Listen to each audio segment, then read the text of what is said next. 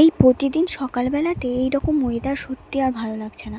রোজের রোজের এই যে বৃষ্টি, মেঘলা আকাশ, জামা কাপড়ও শুকনো হতে চায় না, কোথাও বেরোনোও যায় না সত্যিকারের। আজকে রবিবার ছিল, রবিবার দিনকেই আকাশটা এত বাজে হয়েছিল কী বলবো, কখনো রোদ তো কখনো বৃষ্টি। তো আজকে রবিবার, তাই আগে আমি আনাজ কেটে নিচ্ছিলাম। তো সবজিগুলো কাটার জন্য আমি ও ঘরে গিয়ে সবজিগুলো সব বার করছিলাম। তো করলা বার করেছি, করলা ভাজা করব, আর করলা আলু একসাথে ভাজা করব। আর এদিকে আমড়া নিচ্ছি, কারণ আমড়ার একটু চাটনি করব। কারণ বাড়িতে আমি রোজের থাকি না, রবিবার দিনকে একটা দিন বাড়িতে থাকি, সেই জন্য একটু। আর রবিবার মানেই তো মাংস, তো আজকে মাংস হবে, করলা আলু ভাজা হবে, আর আমরা চাটনি করব। শাক ভাজা হয় কিন্তু শাক ভাজাটা হবে না। তো সেই জন্য দেখো আমি সবজি কাটা হয়ে গেছে, এরপর আমি বাটনাগুলো বেটে নিচ্ছি। আমাদের শিলেই বাটা হয়, কারণ শিলেতে বাটনা বাটলে না একটু মশলাটা বেশি ভালো খেতে লাগে। তো এই দেখো বাটনাটা বাটা হয়ে যেতে আমি করলাটা ফার্স্টে ভেজে নিচ্ছি, এরপর আলুটা তুলবো।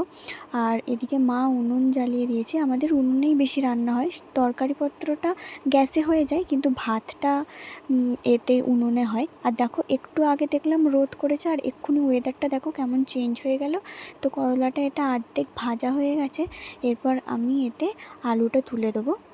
আজকে আমাদের একটু তাড়াতাড়ি রান্না হয়ে যাচ্ছে, কারণ আমাদের মানে পাড়াতে একজন মারা গিয়েছে। আর আমাদের যে শ্মশানে যখন পোড়ায়, তো তখন উনুন জ্বালতে নেই, মানে রান্না করতে নেই, এটা সবাই বলে। জানি না অন্য কোথাও এই নিয়মটা আছে কি, কিন্তু আমাদের পাড়াতে নিয়মটা আছে। সেই জন্য মানে ওটা পোড়াবার আগে আমাদেরকে রান্না করে নিতে হয়। তো রান্না ওই জন্য তাড়াতাড়ি হয়ে গেছে। তো এদিকে মা চাটনিটা করে নিয়েছিল, আর তারপরে উনুনে আমি মাংসটা করব, কারণ ভাজাভুজিটা আমি গ্যাসে করে নিয়েছি, মাংসটা উনুনে করব। উনুনে মাংসটা রান্না করলে না সিদ্ধটা খুব সুন্দর হয়।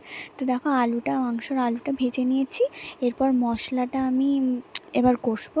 মশলাটা কষা হয়ে গেলে মাংসটা আমি কষে নিয়ে, সপ্তাহে একটা দিন ঘরে থাকি বলে সেই জন্য রবিবার দিনটা আমিই রান্না করি, নাহলে বাকি সব দিনগুলো মাই রান্না করে।